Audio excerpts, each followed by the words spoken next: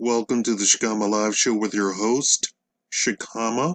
If you're already subscribed to me and you're waiting for the robot series to continue, it will be continuing. I just need a little bit more time.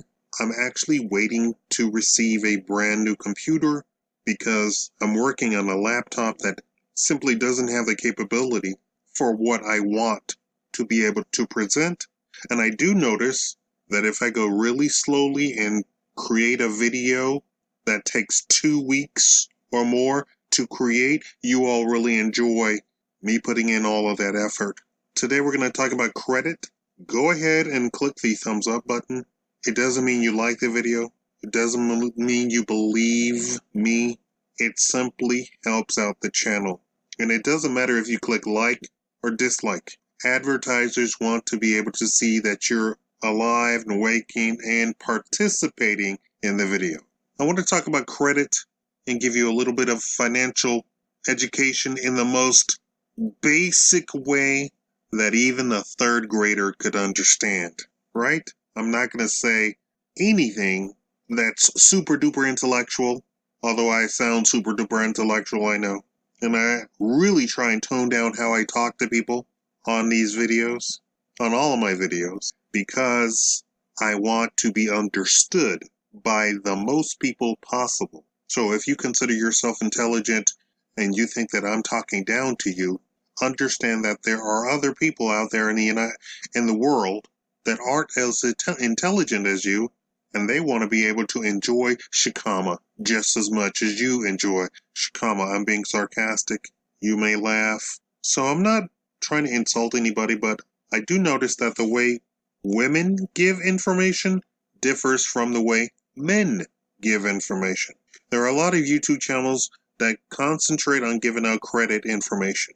Before I start, I want to tell you, I got all the way to 830. My credit score got all the way up to 830. Shakaama, what happened?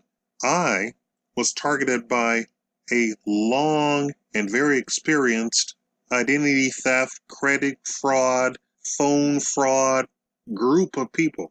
Yes, I know them, and the police and the FBI told me that it's very hard to prove and blah, blah, blah. The people that can help you are simply the bank.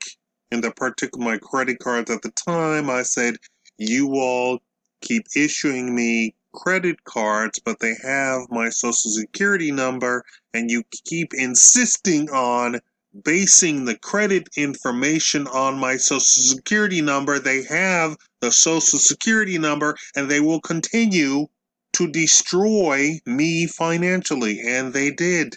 And the more I insisted that they remove the social security number off of the product, which are credit cards, the more they insisted that the law says we have to identify you by your social security number. No, that's not what the law says. In fact, the law says the exact opposite. I'm going on a rant, but I'm proving a point. They have since done a reverse march on that entire policy. Instead of identifying people by social security numbers, they're identifying people by PIN numbers and double authentication, so that even when you log in, even if you have the password, you have a second factor that you have to also identify yourself in to get into your accounts. And if you don't have that second factor, which is more than likely your own telephone or your own computer or your own email, that's the only way to get into your accounts. Because, why should we listen to Shakaama? He's just some lunatic on the phone ranting and raving about stop using social security numbers. He doesn't know anything. But lo and behold, the financial world has changed. All because Shakaama told him to change. Of course, I'm joking. That's not what happened. They just wised up suddenly and say you need two-factor authentication, mainly because places like video games that were doing microtransactions that required credit card information were getting phone calls from Agnes and Carol and Karen talking about how their son used the credit card, and surely he didn't charge $10,000 in Fortnite. or CSGO or World of Warcraft. Surely he didn't do that. So the video game industry started coming out with two-factor authentication to say before you get into your account at all, we have to make absolutely sure it is you, so that when Karen says little Billy didn't use the credit card, we can say, aha, yes, he certainly did. Somebody got into the account, and the account has two-factor authentication, so it's definitely you and not somebody, not some hacker sitting in a VW bug across the street from you, spoofing all of your Wi-Fi data coming through the airwaves, right? It was you, Karen, or your son.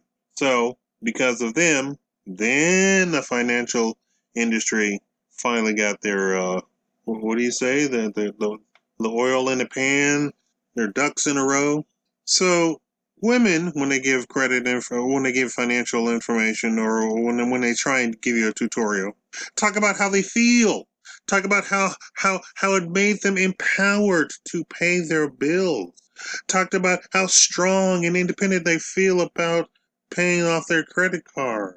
Talk about how you should feel also empowered, sister girl, when you have your two credit cards versus men. Men are going to give you just the facts, ma'am. They're going to give you not just they're not going to talk about how they feel. Women talk about, I'm a single mom. At no point is a man going to talk about, I'm a single dad. Here's what I like in the bedroom. Never. It's not even going to come up. Unless you see a ring on his wedding finger, he's not even going to hint that he's married or in a relationship. Nothing. It's not going to come up because he's there to impart information, because men are kind of cold, kind of like stone. And we like that because us men want the information. That's what we clicked on the video for.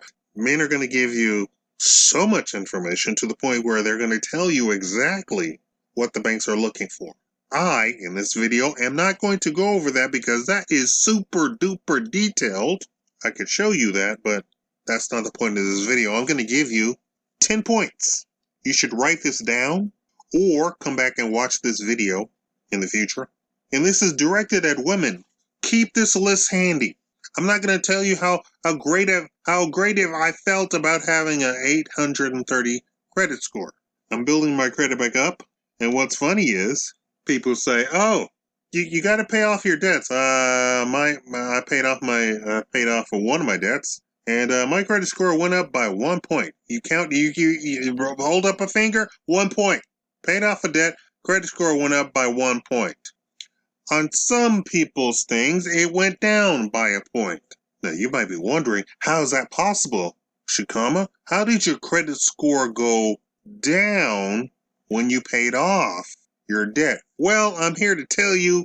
Remember that I talked about the guy with the super duper technical, super duper detailed sheet of how the banks actually look at stuff? It's on their sheet. It's on there. It's very much explained on that sheet. One day I will show you that sheet of what actually FICO is actually made out of. And it is not the 5 things all the credit gurus talk about. And it's definitely not the things that the women who are trying to give you a tutorial on credit talk about. God forbid. So let's get this. Okay, sister girl, here you go. You want to feel empowered? Here, keep this list handy. Women, keep this list handy. Shakaama, your internet dad, is going to tell you 10 things you need to always consider when you're talking about finance, credit, whatever, right? And let me tell you, basically what they're looking for is credit, loans, money, income. I'm not going to go over that big, huge list of FICO. I'm not going to go over that sheet, but that's basically it. Do you pay your bills? Do you pay them on time? Do you have loan? Can you handle a loan? Can you juggle loan and a credit card? Here's the list. Number 1, can I get this for free somewhere else?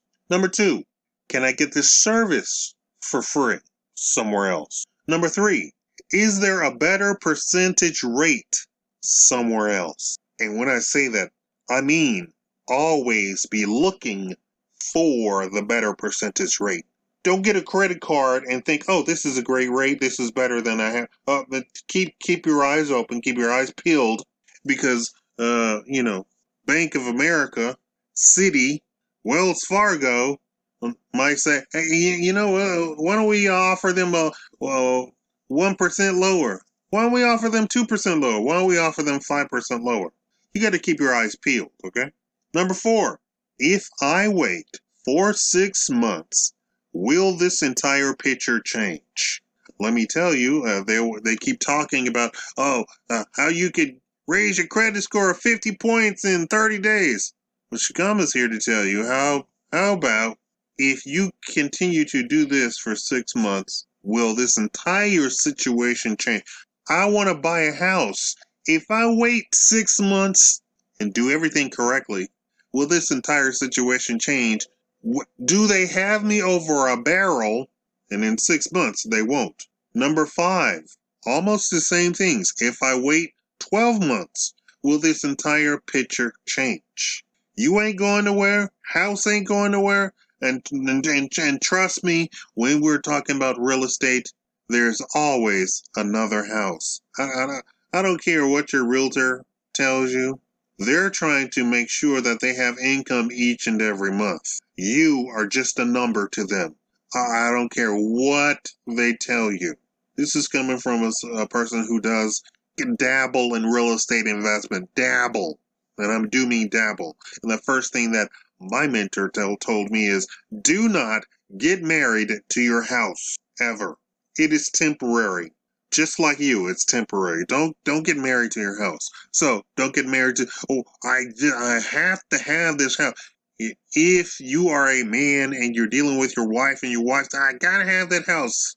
You need to sit her down and go, absolutely not. And please don't say stuff like that in front of the realtor, because the realtor is going to say, oh, she's got to have this house. Then why don't we go ahead and raise that price up another 100,000? Huh? Right? You got to have this house? All right, I got to have that Lamborghini. Number 6, if I just charge $1 and pay it off, will those payments raise my credit score?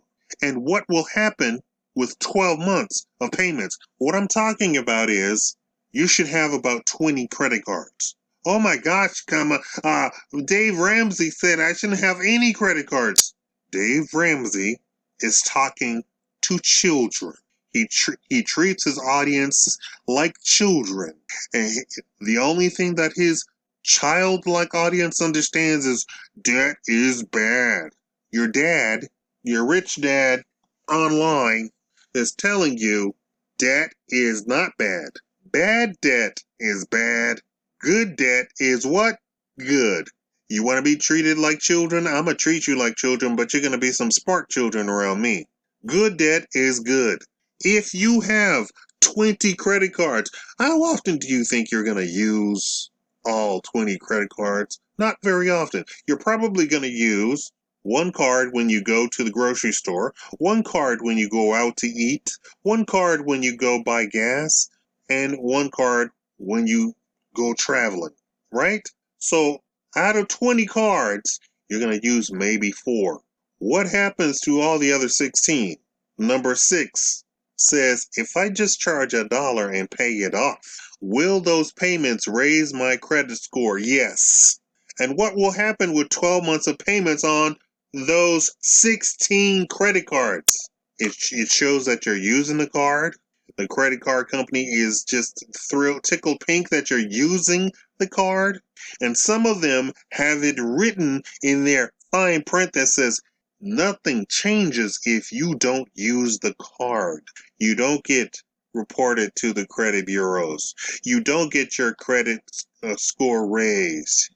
You don't, if it's a secured card, you don't graduate with your secured card. We're not going to raise your credit limit because the 12 months or 16 months that we look at of use to raise your credit score isn't happening. You have to use a credit card. So, for those 16 credit cards, your internet dad Shakaama is saying charge $1 on each one once a month and pay it off completely the next day or whenever it posts. Immediately. $1. You don't have to break the bank with it. $1. And the card that you really are using, that's the card that you could charge your 80, 50, 100, however much you want to do. Don't go above 3% usage. Number 7, is there a hidden fee in this contract? If it sounds too good to be true, read the fine print and take notes and write out the notes. If there's something that you don't understand, write it out and said, I don't understand this. And call up the customer service and says, I was just reading the contract to this, and the customer service agent is going to be like, you did what now? You're not supposed to do that. You're supposed to be just a dumb American. You're not supposed to actually read the contract. Number 7 says, is there a hidden fee in this contract? And in other words, if we're talking about loans, is there an origination fee in this contract? Keep that in mind. You need to be writing notes to all of this that I'm saying. Is on a loan, is there an origination fee? What is an origination fee? It's a fee that you have to pay that they take out of your loan. So out of $50,000, they don't hand you over $50,000. If they have a 5% origination fee, how much do you think they hand over to you? And it's not $50,000. Yeah? They take the 5% origination fee right off the top. That means you don't need to take that loan. You have to make sure that you stay on top of this. Number 8, are these fees removed by some other company? Does some other company not have origination fees? Well, your rich internet dad said yes. There are companies that do not have origination fees. If you borrow $50,000 from them, they're going to fork over $50,000 to you. Now, they have their interest that they're going to charge, but that comes out of your pocket when you pay. You're going to get $50,000, bottom line. And that's what you have to pay attention to. Number 9, can I add my kids as authorized users? Hold up. To do what? To help them out.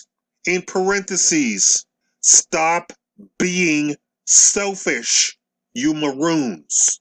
And let me explain authorized user, because apparently people don't understand it. Authorized user has a whole scale to it. You can put your kids on your credit card that you've had for 20 years, 30 years. Sign them up as an authorized user, and guess what? Their credit score says this person has a 30-year history in credit.